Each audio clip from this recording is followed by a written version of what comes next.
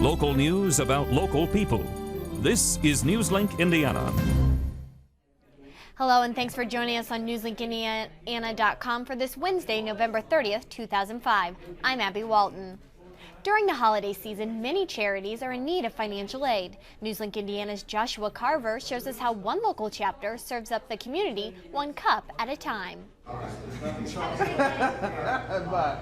Laughter and good cheer fills the blue bottle as mochas, lattes, and cappuccinos are made to order. This kind of customer service is no different from any other day, but this day there's one thing that's a bit out of the ordinary: the employees. Wednesday, United Way volunteers put on aprons and a smile as they raised money for the charity. The Blue Bottle has been gracious enough to host a fundraiser for United Way of Delaware County, and individuals have the opportunity to donate as they are purchasing a great cup of coffee here today. Stepping behind the counter, volunteers found making coffee concoctions isn't as easy as it looks. Actually, I had no idea that coffee and tea could be so complicated. So it's been really, really fun, like meeting and greeting customers and, just finding out how they do this coffee stuff. It's really fun. To Blue Bottle owner Tom Snyder, this is just one simple way of giving back to the most important part of his business: the customers. My patrons and my friends have as much ownership in this place as I do, so why not let them work here? And along with donations from customers, the Muncie Coffee Shop will donate 10% of all morning sales just in time for the holiday season. In Muncie, Joshua Carver, Newslink, Indiana. For more information about United Way donations, go to uwaydelaware.org. Ice skating is a winter tradition for many people, and the city of Anderson wants that to live on. Newslink Indiana's Amanda Decker shows us how twirling around on the ice is becoming popular again. More than 20 years ago, people could go ice skating at Mays Park in Anderson. It was just the place to be during the wintertime to ice skate. And now it's back, complete with a new fireplace to warm up your toes. The rink closed in the 1980s after the equipment began to break. The old equipment broke, and they decided at some point we weren't going to replace that in Anderson. With the rented ice rink from the Seabolds in Marion, Anderson residents will get the chance to spend some time skating from now until January. It's just such a great opportunity to be able to share these little ice rinks with kids, because it could be that one person that steps on the ice and then they decide that this is something that they love. And this year they hope to bring some holiday cheer along with it.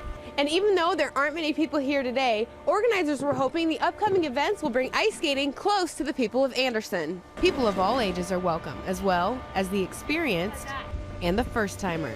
It's kind of an experiment, because if there's an interest in ice skating in Anderson, we'll probably reestablish a permanent rink here. This season is a trial run for Anderson, and they hope people don't stop coming to skate. In Anderson, Amanda Decker, Newslink, Indiana. The skating rink is open Monday through Friday from 3 to 9 p.m. and for lessons only on Saturdays.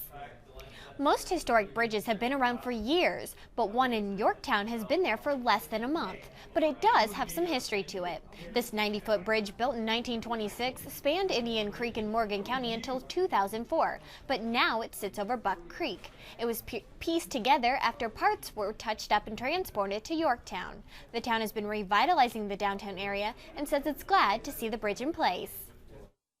I'm really excited about the connection. We have some great landscaping plans to even improve the aesthetic appearance of the bridge from the approach. You can see the bridge on Saturday during the town's annual Luminary Festival. Now you'll have to pay more to visit your favorite state parks.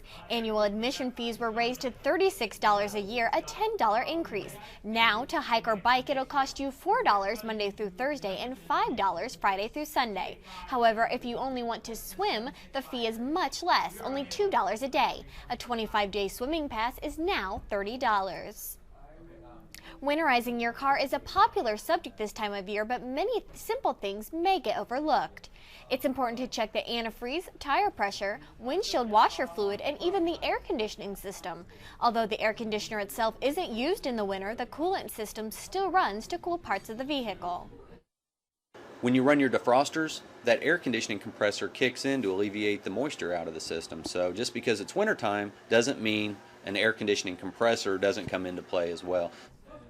You can check a few things out on your own, such as the oil, but for the rest, you might want to take your car to a professional. And now we're here with Sarah McKenna to take a look at our forecast. And really, we've been having some interesting weather. At the beginning of the week, it was in the 60s. We were wearing t-shirts, and now winter coats. Yes, and those winter coats are going to stay around for a while. We're seeing much cooler temperatures, as we can see here with Precision Cast. Right now, it is clear skies out. However, those aren't going to last very long. We can see here precipitation comes into our area early Thursday morning, and that precipitation is in the form of snow. That's going to eventually move through our area. High pressure is going to take control coming into Friday, clear out our skies once again. However, as we can see over here, we do have some more precipitation moving our way, and once again, that's snow. It looks like that's going to stay around for a while. For tonight, increasing clouds, calming winds, low 27 degrees. For tomorrow, highs at 35, mostly cloudy skies, and that's when the snow moves in once again. We should be seeing less than an inch of accumulation, however, but nonetheless, snow is snow. As we can see around the area, snow is the story for everybody. 36 is the high in Winchester and Newcastle, as well as Anderson, 35 for the rest of the north, and 38 in Richmond.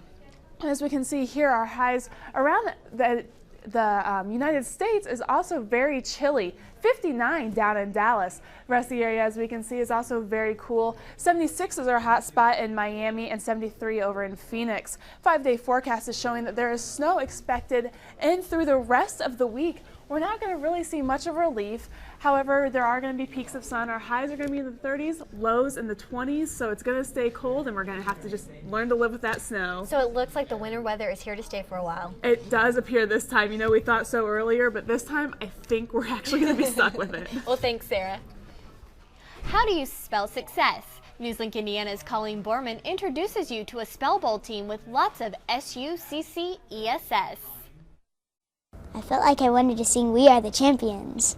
Fourth grader Lindsay Stamper already feels like a champion after a lot of busy work. Once you get to know the words, it's pretty easy, but if it's just your first time, it's kind of hard.